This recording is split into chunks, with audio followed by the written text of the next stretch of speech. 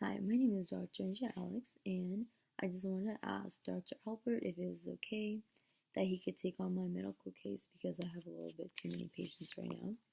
So, to give a brief summary about my patient, his name is Adrian Brown. He's 21 and he came in with symptoms of nausea, vomiting, diarrhea. He had pain on the right side of the lower abdomen and pyrexia, which is fever. So his temperature was a little elevated. It was 100.6 degrees Fahrenheit. However, his pulse and blood pressure were all normal. His general appearance was fine. He had normal skin, no abnormal growths that I could see. His heart rate was fine. It was the rate of 92 beats per minute. And his heart sounds with auscultation were normal. His lungs and muscles, everything seemed to be fine. However, for his abdominals, he had the lower right abdomen tenderness. So, clinically, my clinical impression was that he might have appendicitis.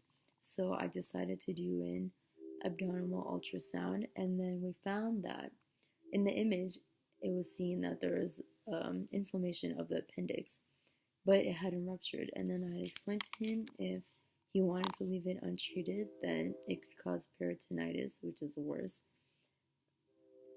So we diagnosed it, and we said it was acute appendicitis. So we decided to have an open appendectomy. So just to give a brief summary of how the procedure is done, the patient is given general anesthesia by the anesthesiologist. So the surgery is less painful for the patient.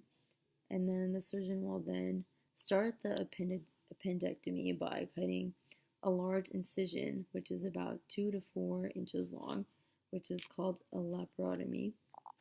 And then the surgeon will then begin to clean out the cavity by draining the pus out and then remove the appendix. And then after removing it, the surgeon will close up the wound with a few stitches. So then after that whole thing is over, then the patient will probably spend 1 to 2 days in the hospital recovering, and they can only leave after the patient's vital signs are they all appear to be normal again.